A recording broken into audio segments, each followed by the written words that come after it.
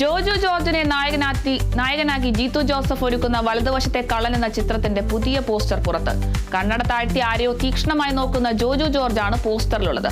ജോജുവിന്റെ ജന്മദിനത്തോടനുബന്ധിച്ചാണ് പുതിയ poster പുറത്തിറക്കിയിരിക്കുന്നത്. Dinu Thomas സീലൻ തിരക്കഥയൊരുക്കുന്ന ചിത്രം August cinema, Cineholics, bed time stories എന്നീ ബാനറുകളിൽ ഷാജി നടേശനാണ് നിർമ്മിക്കുന്നത്.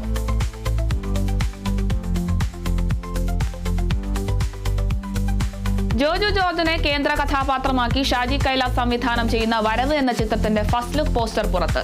ഗെയിം ഓഫ് സർവൈവൽ എന്ന ടാഗ് ലൈനോടുകൂടിയാണ് അണിയറ പ്രവർത്തകർ പോസ്റ്റർ പുറത്തിറക്കിയിരിക്കുന്നത്.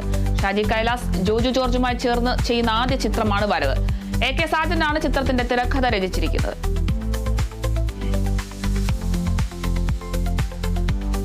ദുൽഖർ നായകനായെത്തുന്ന കാന്തയിലെ പുതിയ ഗാനം എത്തി. കൺമണി നീ എന്ന വരികളോടെ ആരംഭിക്കുന്ന ഗാനമാണ് എത്തിയിരിക്കുന്നത്. ദീപിക കാർത്തിക് കുമാറിന്റെ വരികൾക്ക് ജാനു ചന്ദർ സംഗീതം പകർന്ന ഗാനം ആലപിച്ചിരിക്കുന്നത് പ്രദീപ് കുമാറാണ്. സെൽവമണി സെൽവരാജ് രചിച്ച് സംവിധാനം ചെയ്ത ചിത്രം നിർമ്മിച്ചിരിക്കുന്നത് ദുൽഖർ സൽമാന്റെ ഉടമസ്ഥതയിലുള്ള വേഫ്രർ ഫിലിംസ്, റാണ ദഗുപതിയുടെ ഉടമസ്ഥതയിലുള്ള സ്പിരിറ്റ് മീഡിയ എന്നിവർ ചേർന്നാണ്. ചിത്രം നവംബർ 14 ആഗോള റിലീസായെത്തും.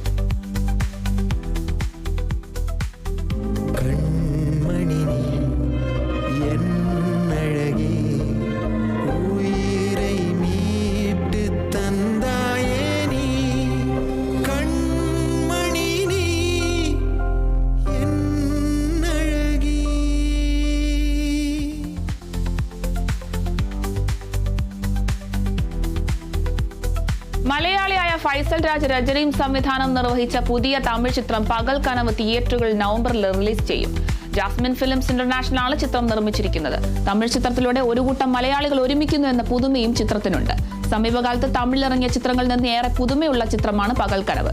തമിഴ്നാട്, കേരളം, കർണാടക സംസ്ഥാനങ്ങളിലാണ് ചിത്രം റിലീസിനെത്തുക.